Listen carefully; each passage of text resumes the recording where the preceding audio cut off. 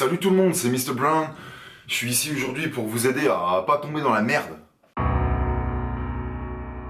J'essaye, à travers mes vidéos, j'essaye d'amener les gens vers le ciel. J'essaye d'élever l'humanité un petit peu et... Mais attendez, parce que là, je vous préviens. S'il y a des gens qui ont des âmes sensibles, qu'ils arrêtent de regarder la vidéo tout de suite, vous partez. Je vous aurais prévenu, parce que là, c'est du hardcore. Je fais cette vidéo parce que, pour moi, il faut vraiment que je vous montre ce genre de choses, pour vous montrer à quel point l'humanité peut être sale. La fils de puterie n'a aucune limite. Après si vous aviez un doute sur le fait que la fils de puterie puisse avoir des limites, je vous assure qu'après cette histoire, c'est fini. Depuis ce matin, je ravale du vomi. Je ravale mon vomi au fur et à mesure qu'il vient. Ah! Qu'est-ce que je vois hier sur internet? Un article qui parle d'étudiants qui ont acheté un canapé.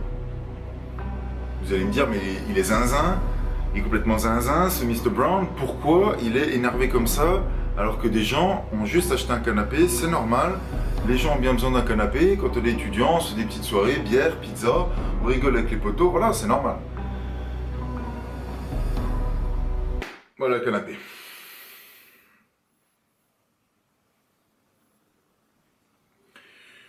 Ouais, ok. Ils ont dit qu'il était confortable dans l'histoire, parce que c'est une histoire qui est parue sur un article, sur un site qui fait des petites histoires à buzz, là, il y a genre 1 ou 2 ans, et moi je l'avais pas vu jusque-là. Et je remercie le ciel de pas m'avoir fait tomber sur cet article jusque-là, parce que ça veut dire que j'ai pu vivre 1 ou 2 ans tranquillement, sans ces images ignobles dans ma petite tête pure. Bon. Donc ils achètent cette merde. Achetez déjà, tu donnes de l'argent pour ce truc. Bon, allez, passons. Si on s'arrête à ça, les mecs, qu'est-ce qu'ils disent? La raison, on l'a essayé, il est confortable.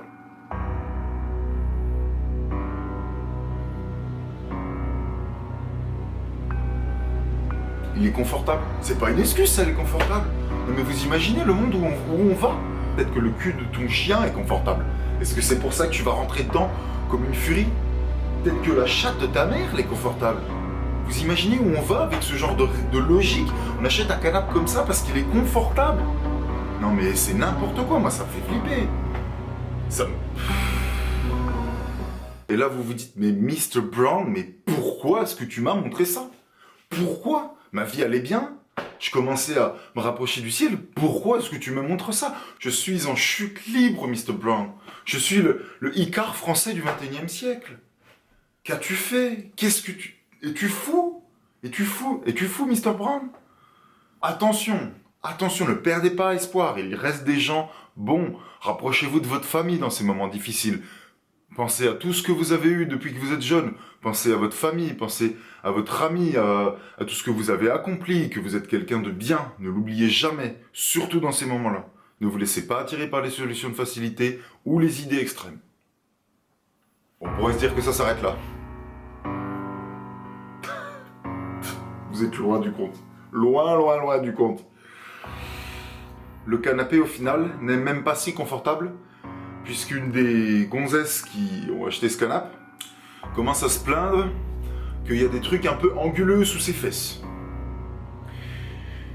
Il commence à fouiller dans le canapé. Et là, les mecs trouvent 40 000 $. Bon. 40 000 $.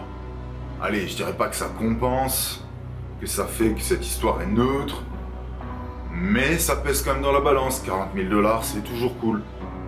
Bon. Eh ben non. Les mecs qui ont acheté le canapé commencent à chercher à qui appartenait le canapé.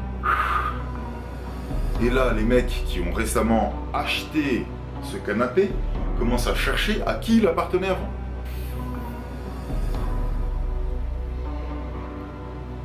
Ils arrivent, les mecs, ils arrivent à trouver à qui cette merde appartenait. Et là, vous vous dites, bon, peut-être qu'ils vont abandonner. Non, c'est pas possible, ils vont abandonner, ils vont pas rendre l'argent. Ou alors, oh, bah c'est quelqu'un qui va vraiment en avoir besoin. Ou je sais pas, moi, c'est un petit Africain qui a le sida, je sais pas. Deuxième fois, les mecs, complètement faux. Vous avez complètement faux, pas du tout. Pas du tout. La personne à qui ces 40 000 $ appartenaient, elle ressemble à ça.